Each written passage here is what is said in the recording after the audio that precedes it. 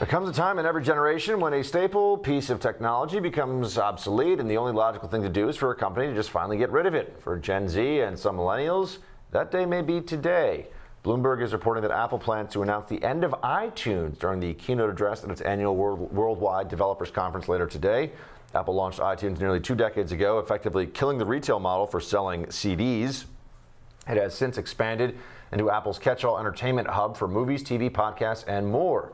The move to retire the platform has been rumored for years, particularly as Apple introduced separate apps for music, video, and podcasts on mobile devices. Now Mac users can expect the same experience on their computers, as iTunes will be replaced with similar apps as the ones on iPhones and iPads. Hey, Jamal. You know, change, I guess it always has to come, but it just makes me mad, makes me sad. I like my iTunes. iTunes were great. Changes. That's right. Change is afoot. All right. President Barack Obama was in Toronto last night for Game 2 of the NBA Finals between the Golden State Warriors and the Toronto Raptors.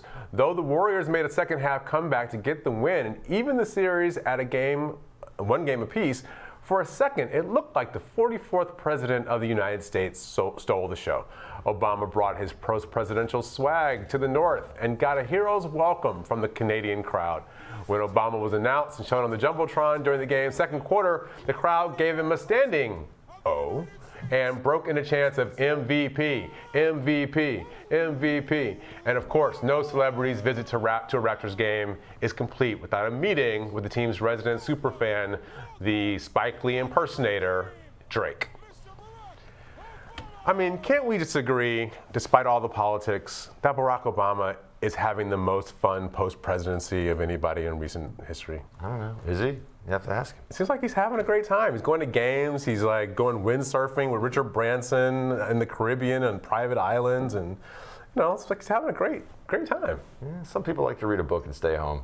Or paint. I think that's what W's doing, right? Is he painting? When you're parched this summer and in need of an adult beverage, one Canadian city is hoping you'll try their signature cocktail, the sourdough. What? The sourdough cocktail is something of a local delicacy in Canada's Yukon Territory. It's exactly what it sounds like. The recipe is simple. Take your favorite cocktail or spirit, add one of the 6 preserved human toes from the Sourdough Saloon, and serve. The city of Dawson is offering the cocktail as part of a new tourism campaign dubbed Gold Rush 2. For the price of just $741 US, you can buy a perks package that includes 2 tickets from Vancouver to Dawson City, 2 nights at a local hotel, a pair of vouchers for the toad-laden drink, and more. The city plans on raising funds through crowdfunding and using the money to buy gold to spread across the territory in an effort to spark a new gold rush. This is super weird. Yeah, I didn't think that was real when they suggested that this morning, but apparently. It's not how I roll. All right. Tomorrow on Rising, according to Washington Democratic Congresswoman Kim Schreier, abortion care is health care. She explains why she thinks the latest heartbeat bills have no basis in science. And a new app is encouraging students to say something if they suspect another teen might hurt themselves or others. Our conversation with North Carolina Superintendent on the program's implementation. That and more when Rising joins you again tomorrow. Jamal, thank you so much for holding it down. Good to see you. Thank you. See you all tomorrow.